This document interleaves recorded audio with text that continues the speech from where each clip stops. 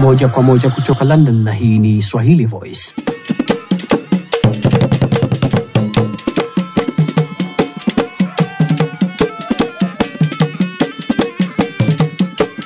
Habari za kutwa wapenzi watazamaji wetu popote pale mnapotufuatilia, na ifuatayo ni taarifa ya habari ya wiki nzima kutoka Swahili Voice ya hapa London, na kwanza ni mukhtasari wake. Miongoni mwa utakayoshuhudia katika habari zetu hapa Swahili Voice wiki hii, ubalozi wa Tanzania waadhimisha miaka 61 ya muungano jijini London. Wiki hii tunakutana na mwanadada maridadi kweli kweli aliyejitoa kuwa balozi wa hiari wa utamaduni wa Zanzibar nchini Uingereza. Ni nani huyo? Usiondoke hadi tukupashe. Na huko Afrika Mashariki vibweka havipoi kila uchao, ambapo nchini Kenya wanaume wawili waoneshana ubavu baada ya kuzibananga chapati 24 kila moja. Je, walinusurika na fedheha? Baki nasi hapa hapa. Kwa hayo na mengineo mengi, usikose kujumuika nasi katika taarifa yetu hii ya habari hapa Swahili Voice pekee. Msomaji wako leo hii ni mimi Asia Sharif, na kwanza ni habari za ndani.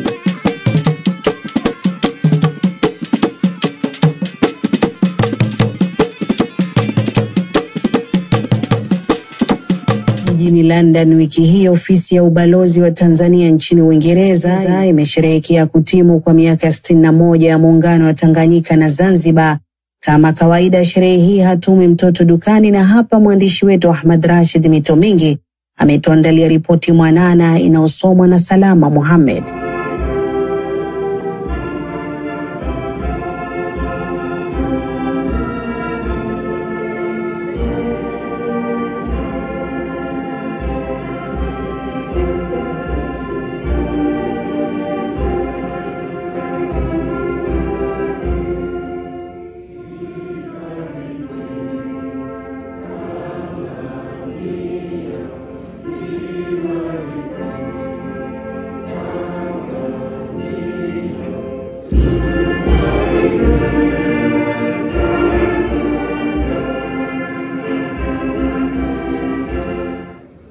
Watanzania wenzangu, tunao kila sababu ya kujipongeza kwa kuweza kudumisha muungano wetu ambao ni wa kipekee barani Afrika. Kwa jamii ya Watanzania na diaspora ya Tanzania waishio Uingereza, wiki hii ilikuwa ya aina yake pale ubalozi wa Tanzania nchini hapa ulipoadhimisha rasmi sherehe za miaka 61 ya muungano wa Tanganyika na Zanzibar. Uliundwa rasmi mnamo April 26 mwaka 1964. Kwa wale ambao hawakumbuki vizuri historia ya nchi ya Tanzania, ni muungano huu ambao ulijenga taifa moja la Tanzania tunalolijua leo hii. Katika shughuli hii, Swahili Voice hatukuwa nyuma. Nasi tulijumuika na kusherehekea vyema shughuli hii iliyokuwa imesheheni kila aina ya burudani na matukio.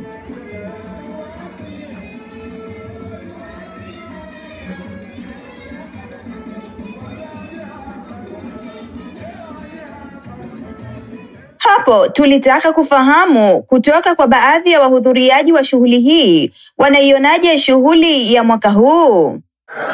Kwa kweli shughuli ya leo imekuwa ni nzuri sana, na napenda kuwapongeza ubalozi, especially balozi wetu Balozi Kairuki. Amefanya kazi nzuri sana, kwa sababu mimi nimekaa UK huu mwaka 30, sijawahi kuona watu wamekuja wanafunzi wote kwa wakati mmoja ambao wanakuja, na wale diaspora tuliokuwa huku tumekaa miaka mingi tumepewa opportunity ya kushare ideas, wenyewe watafika wapi katika vyao vyao, wafanye nini, njia gani wapite. Kwa mimi nawapongeza sana ubalozi, wamefanya kitu kizuri, na network, na kutana na watu ni diaspora wengine na watu wengine wanaotafuta kazi. Yani imekuwa ni event, mimi kwangu ni worth it, kwa sababu nimetravel kutoka Cardiff, lakini unajua mtu anakuuliza ulitoka Cardiff umeenjoy, it's worth it nimekuja Cardiff kuja kwenye event ya. Sherehe za muungano wa Jamhuri ya Muungano wa Tanzania huadhimishwa kila mwaka ifikapo tarehe 26 Aprili. Lakini kwa hapa London, shughuli hizi huadhimishwa rasmi kwa njia ya kipekee kila ifikapo mwezi Mei, na kuifanya sherehe hiyo kuwa moja ya matukio makubwa na muhimu yanayowaleta pamoja Watanzania waishio Uingereza bila kujali asili, kabila na itikadi zao za kidini na kisiasa. Nimefurahi sana kushiriki sikukuu ya Muungano Tanzania na Zanzibar, maadhimisho ya The Union Day kama tunavyofahamu. Leo kuna opportunities mbalimbali, tumeweza kuona makampuni mbalimbali, kukutana na watu mbalimbali kutoka Tanzania na pia wale diaspora wanaishi hapa. Tumeweza kujua fursa mbalimbali zilizoko nyumbani, tumeweza elezewa na kujua nini kinachoendelea pia nyumbani. Kwa hiyo ilikuwa ni siku nzuri.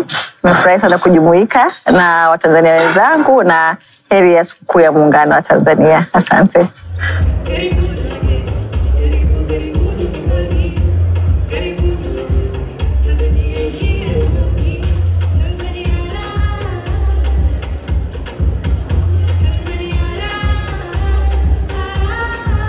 Kwa sasa sina la ziada zaidi ya kutanguliza shukrani kwa ofisi nzima ya ubalozi wa Tanzania nchini hapa kwa kutupa nafasi ya kuhudhuria sherehe hii. Nikiripoti, mimi ni Salama Muhammad wa Swahili Voice. Mkurugenzi mtendaji wa Swahili Voice Sheikh Ahmad Mohamed Kasa wiki hii amepata heshima kubwa ya kuwa mgeni rasmi katika kongamano lililofanyika Brussels nchini Ubelgiji kuhusu nafasi ya mitandao ya kijamii katika maisha ya vijana na familia. Taarifa kamili inasomwa na mwandishi wetu. Mada yenyewe ni mitandao ya kijamii, nafasi yake kwa vijana, nafasi yake kwa familia na kwa jamii kwa ujumla. Katika mhadhara huu uliofanyika huko Brussels nchini Ubelgiji mwishoni mwa wiki hii na kujumuisha jopo kubwa la masheikh na wanazuoni wa dini ya Kiislamu, mkurugenzi mtendaji wa Swahili Voice Bwana Ahmed Kasa alibahatika kuwa mgeni rasmi wa shughuli hii. Katika shughuli hii, Imam Ahmed alitakiwa kuzungumzia mitandao ya kijamii, vijana na familia, huku akiakisi maisha na mazingira halisi ya Waislamu wa Afrika Mashariki hapa Ulaya kwa ujumla. Nasi licha ya kutambua mantiki ya mhadhara huu, tunataka kufahamu kiini hasa cha mhadhara huu, na hapa Sheikh Ahmed anasema nafasi ya mitandao ya kijamii katika maisha ya vijana, familia na jamii kwa ujumla. Kwa hiyo tutagusia mengi sana kwa kina, zama utafiti unasema vipi kuhusu madhara ya mitandao ya kijamii na kwa vijana na kwa familia au kwa jamii kwa ujumla. Sambamba na hilo, Swahili Voice ilisonga mbali zaidi na kutaka kufahamu kwa undani wa mkutano huo zaidi kwa nini jopo la mashehe limeafikiana kuichagua mada hii ya mitandao ya kijamii na vijana. Je, kulikoni? Hapa Sheikh Ahmad anajibu kwa kusema, tafiti hivi karibuni za hapo Uingereza zimeonyesha kwamba kuna uhusiano kati ya utumiaji mbaya wa mitandao ya kijamii na ongezeko la makundi ya magenge kwa vijana, makundi ya uhalifu ile kwa vijana, mpaka kufikia wengine kujiua. Hawa ni vijana kuanzia miaka 13 mpaka 17 mpaka 18. Inaonekana kwamba magenge yameongezeka na mambo ya madawa ya kulevya yaongezeka. Katika maisha ya kiroho, waadhi na mihadhara kama hii ni sabuni ya roho kwa waumini. Na kwa vile sehemu kubwa ya waumini walitoka masafa marefu kutafuta ujumbe wa kiroho kwa kuhudhuria mkutano huu, tunataka kufahamu, je, Sheikh ana ujumbe gani kwa vijana na familia huku mitandao ya kijamii, hasa wale wote ambao hawakubahatika kuhudhuria mhadhara huu. Na hapa anasema, kwa hiyo kuna call to action, ni kuhimiza uwajibikaji wa familia, kwa viongozi wa jamii, walimu na hasa vile vile mashekhe wa madawa kuweza kuchukua action, yani hatua za haraka ili kuokoa vijana na kuwapa mwelekeo na mwongozo.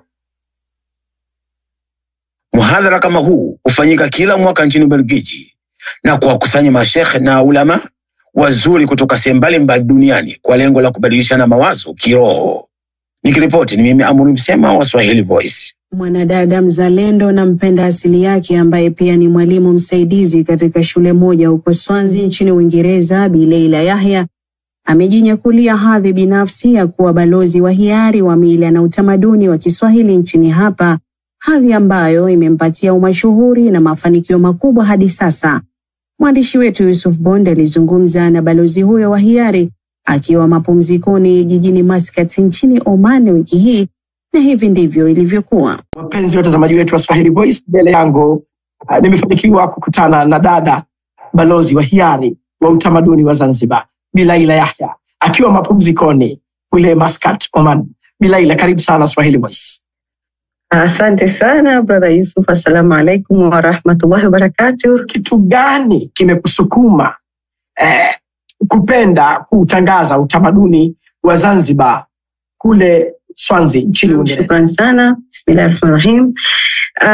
Kitu ambacho kilichonivutia mimi kutangaza nchi yangu Zanzibar au Tanzania kwa jumla ni kuwa tumekwenda mji ambao ni Wales, ni nje London, Swansea. Sasa kule tumehamia sisi, hakuna mchanganyiko kwa watu wengi, na nilipohamia kule nilikuwa mwanangu mdogo kaanza skuli, kwa hiyo kuna ile kipindi cha yani free choices of mavazi. Sasa mimi kila ikifika time mwanangu namfanyia zile kama kanga, na mweke na mfunga unamshonea. Sasa kila kimpeleka skuli watoto wanakuwa na interest ya kuuliza.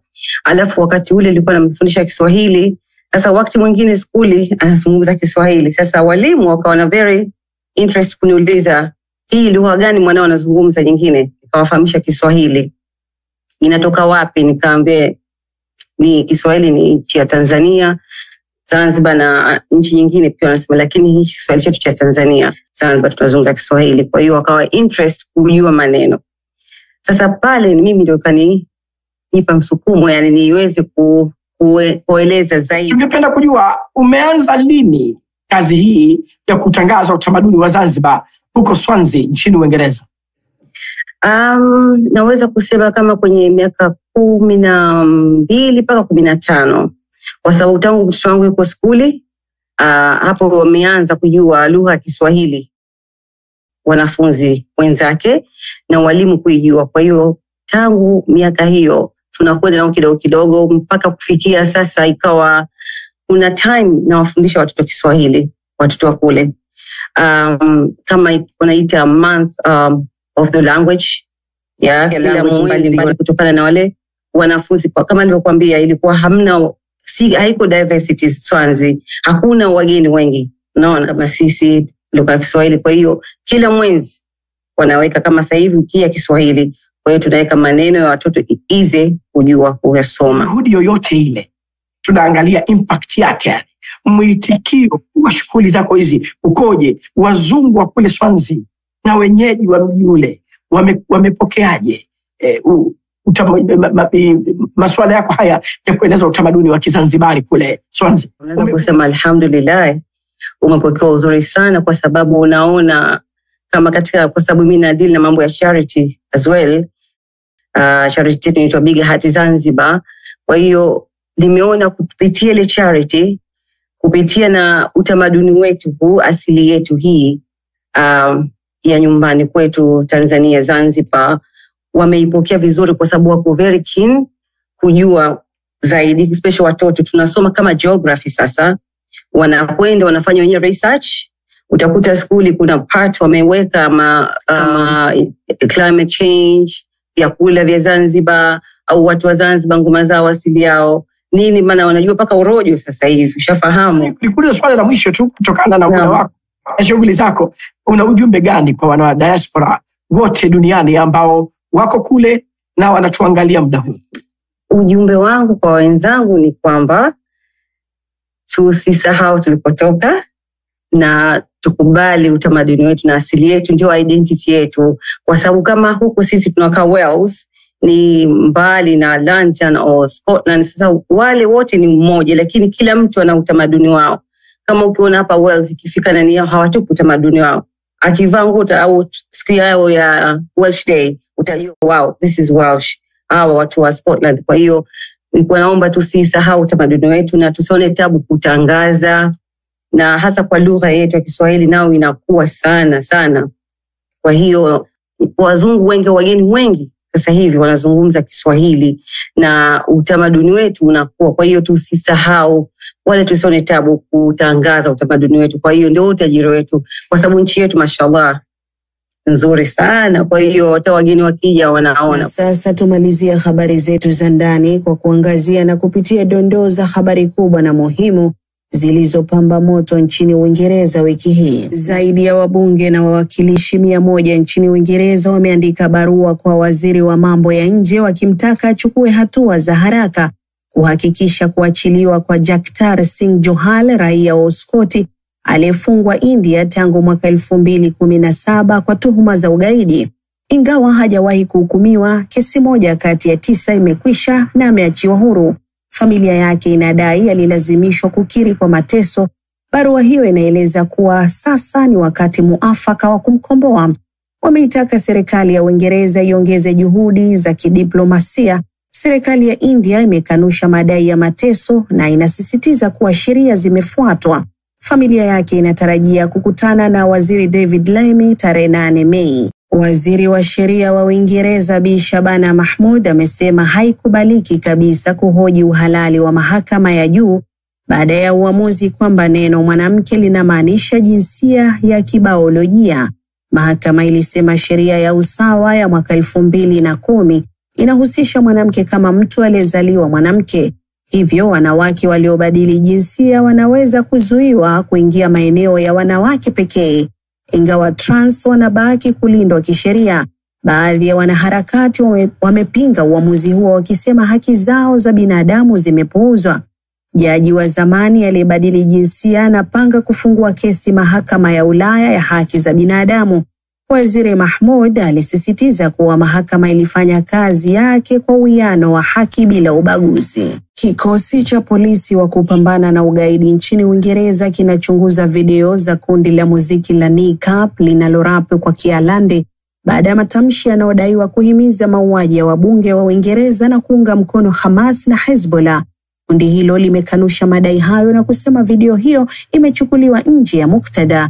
Matamshi hayo yamesababisha kufutwa kwa baadhi ya maonyesho yao na wito kuondolewa kwenye tamasha la Glastonbury. Hata hivyo, wasanii maarufu kama Fontaines DC na Massive Attack wamewatetea wakisema serikali inajaribu kuwanyamazisha. Polisi wamesema uchunguzi unaendelea kubaini kama kulikuwa na uvunjaji wa sheria. Duka la kifahari la Harrods limekuwa la hivi karibuni kushambuliwa na uhalifu wa mtandaoni, likifuata nyayo za Co-op na Marks & Spencer ambao pia wamelengwa na mashambulizi ya mtandao. Harrods limesema limezuia matumizi ya interneti katika maeneo yake kwa tahadhari, lakini maduka na tovuti yao bado vinafanya kazi. Mashambulizi haya yanaonyesha hatari kubwa kwa sekta ya rejareja kutokana na taarifa nyingi za wateja. Wataalamu wa usalama wanashauri umakini zaidi kutoka kwa kampuni na watumiaji. Inaaminika M&S imelengwa na shambulio la ransomware, huku uchunguzi ukiendelea kubaini iwapo mashambulizi haya matatu yana uhusiano wa pamoja. Unaendelea kuangalia taarifa hii ya habari kutoka Swahili Voice ya hapa London, na sasa ni habari za Afrika ya Mashariki.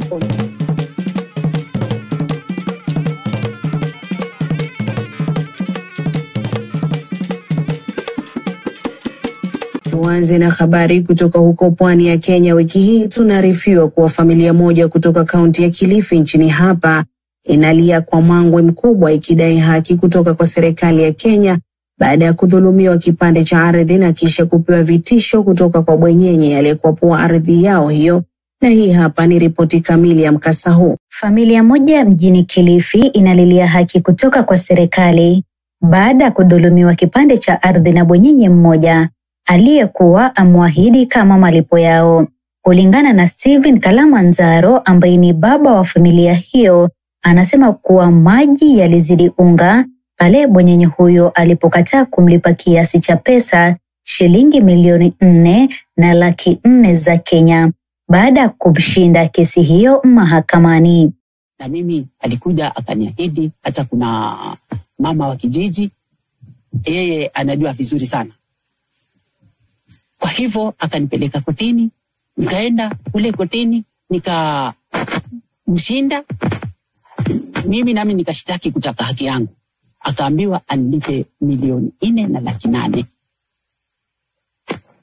Aidha, ameongeza kwa kusema kuwa sasa anauguza maumivu makali kutokana na kushambuliwa kwake huku asijue cha kufanya. Lakini shida hataki.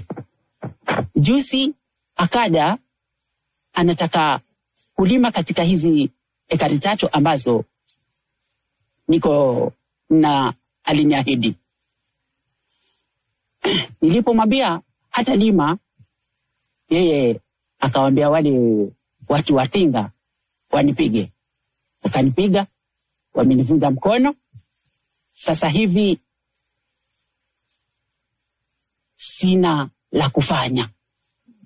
Wakiendelea kuzungumza na meza yetu ya habari, familia hiyo imedokeza kutokana na majeruhi kwa mzee Nzaro imepelekea hali ya kimaisha kwao kuwa ngumu, kwani alikuwa ni tegemeo kwa familia hiyo, huku wakiapa kutoondoka katika ardhi hiyo hadi pale watakapopewa haki yao. Si Yusufu anilipe niondoke, atakuwa ni kesho. Anilipe mimi nitaondoka. Sasa huyo mwenye Tinga akaanza kumchapa huyu mtoto wangu. Huyu pia hakukubali, akapambana naye. Kumbe yuko na kile chuma. Ndio akachupa kile chuma, akamgonga huyu, akamvunja mkono. Bwanangu. Hawa watoto wangu hawakubali, wakafuata hilo Tinga. Hilo Tinga wakalifuata mpaka huko. Tukashikwa huko, tukapelekwa polisi. Tukarudi hapa. Usiku wa saa 4 tumetoka hospitali. Bwanangu ashabadika mkono.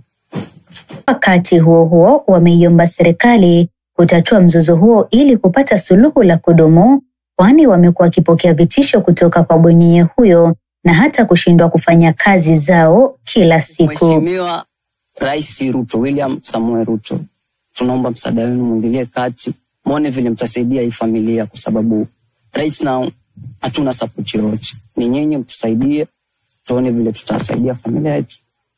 Mng'aro, gavana wetu mpendwa, we are your people, sisi ni watu wako, watu wa Kilifi. So tunaomba tu ukuje uingilie hii issue.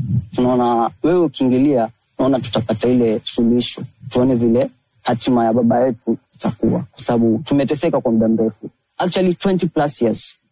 Dadi anasema ni miaka 20, lakini it's almost 22 years. So tumeteseka kwa muda wote. Nikiripoti kutoka pwani ya Kenya, kaunti ya Kilifi, mimi ni Jane Beyu wa Swahili Voice. Tukisalia huko nchini Kenya, tunazo habari zinazotujuza kwamba wakazi wa eneo la Waitaluk, jimbo la Trans Nzoia, wiki hii walijitokeza kwa wingi kushuhudia tukio lisilo la kawaida, ambapo wanaume wawili wenye umri wa makamu walishiriki kwenye kinyang'anyiro cha kushindana kula chapati 25 kila mmoja na kuifanya siku ya walio wengi kuwa ya aina ya kipekee. Mwandishi wetu mpembuzi yakinifu Nyota Suleiman anaripoti. Wasemao husema mwanzo wa ngoma ni lele. Wiki hii wakazi wa eneo la Waitaluk katika jimbo la Trans Nzoia walipata burudani ya aina yake kwenye shindano la kipekee, shindano la kula chapati 24 lililokutanisha jamaa hawa wawili ambao wote ni mafundi katika gereji moja eneo hili. Wakubwa kwa wadogo, wake kwa waume, walijitokeza kwa wingi na simu zao kurekodi tukio hili ambalo sio la kawaida. Kwenye kanuni za mchezo huu, anayekula chapati nyingi kadri anavyoweza kumzidi mwenzake ndiye anayetawazwa bingwa. Wawili hawa, Golfio Kumu na Henry To, walianza kula kwa bidii wakimeza chapati moja baada ya nyingine.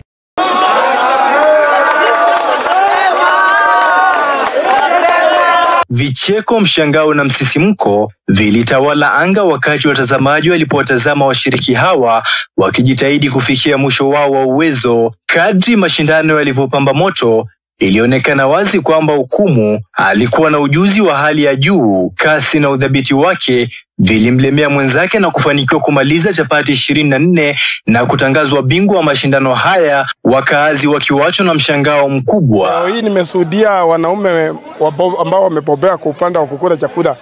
Nimeweza kushuhudia mwanaume anakula chapati 24 ambazo zimepikwa kwa unga wa chapati. Amekula na mkate gramu 400, soda na maji ya lita 1.5. Kwa ukweli leo nimeshuhudia maajabu ambao mimi sijawahi ona. Mimi mwenyewe nikijaribu na kula chapati 2 ya 3 na salala chini. Lakini leo nimeshuhudia mwanaume kamili ambaye anaweza kukula chapati 24 na mkate bila kuanguka. Hata hivyo, baadhi ya mashabiki wanasema kwamba hawajashangazwa na tukio la Hukumu kumaliza chapati 24 kwa kuwa wakati mmoja alishawahi kumaliza ndoo nzima ya mandazi aina ya mahamri. Wanasema pia amekuwa akishiriki mashindano mengine kama haya na kuibuka na ushindi mkubwa. Kombe ya kwanza aliyepata alipata kwa watu ya Brookside wakati walikuwa wameleta soya yao karibu na Customs Yard Kenya. Hiyo ndio kombe ya kwanza aliweza kuwin. Hiyo ilikuwa ni nyoyo, ilikuwa kwa ndoo hii ndogo hii. Hiyo alimwaga. Ya pili alikula yote, alimaliza hiyo. Ya pili wakamtest hiyo, na hiyo haikuwa tournament, wakamtest na mandazi ndoo mbili. Aliweza kumwaga hiyo game pia. Kufuatia tukio hili, mashabiki wa mchezo huu wametoa wito kwa serikali ya Kenya kupitia Wizara ya Michezo kuyatambua rasmi mashindano haya.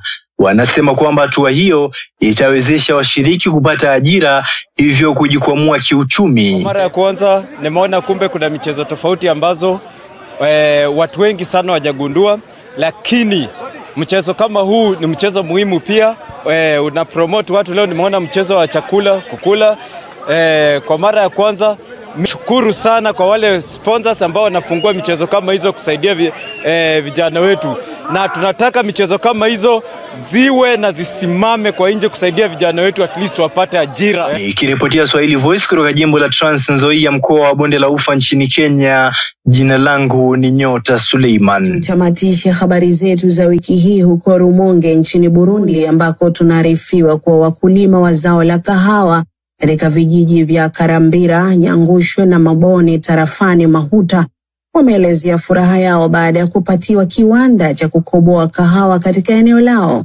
Mwandishi wetu Isido Habonimana anaripoti zaidi. Hakuna kitambo tangu wakulima wa zao la kahawa katika vijiji vya Nyangushwe, Maboni na Karambira wapate kiwanda cha kukoboa kahawa. Walijiunga kwa pamoja katika chama cha ushirika, hatimaye wakaamua katika michango yao pekee kuanzisha kiwanda cha kukoboa kahawa. Mwenyekiti wa kiwanda hicho, ambaye pia ni miongoni mwa waanzilishi wa chama cha ushirika cha wakulima hao, anasema awali mambo yalikuwa magumu. Anataja ukosefu wa mashine za kisasa wa mojawapo mwa changamoto zilizokabili mwanzoni. Walikuwa wakitumia mashine ndogo ndogo ambazo hukoboa kahawa kwa nguvu za mikono na zenye uwezo wa kukoboa kiasi kidogo cha kahawa. Ila siku hizi walifanikiwa kupata mashine za kielektroniki ambazo hukoboa kiasi kikubwa cha kahawa ndani ya muda wa saa chache. Kahawa tulijikusanya ili tuweze kupata mahali ambapo tunaweza kupata kiwanda ili tuweze kukoboa kahawa yetu, sababu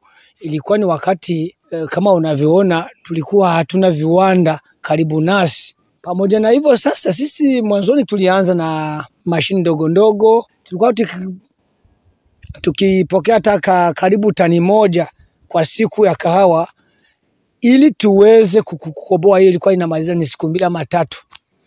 Ndivyo tulikusanyika sisi tukaungana kama vile wanamemba wa shirika letu, tukawa tumetoa michango tukafanyikisha kupata mashine 2. Wakulima wanajiviringa ngumi kwenye vifua huku wakifurahia faida ya zao la kahawa, kinyume na hali ilivyokuwa enzi za zamani kabla ya ujio wa kiwanda cha kukoboa kahawa maeneo hayo. Wanasema kwamba walikuwa hawanufaiki vya kutosha kutokana na faida za uzaji wa kahawa. Kiwanda cha kukoboa kahawa kinanisaidia sana kwa sababu mimi ninalima kahawa, kahawa kakiwa tayari, ninaenda nikavuna, nikaleta company kanisaidia kakoboa, baada ya miezi 3 au 4 au 4 nikaenda nikachukua pesa, kanipa pesa, nikarudi nyumbani bila kutumia nguvu nyingi kwa kukoboa. Zaidi ya faida ya pesa, wakulima wanapata mbolea ya mboji inayotokana na maganda ya kahawa iliyokobolewa na kurutubisha ardhi, kisha wakapata mavuno bora kwa mimea ya maharagwe, ndizi, magimbi na kadhalika. Kana kwa wakulima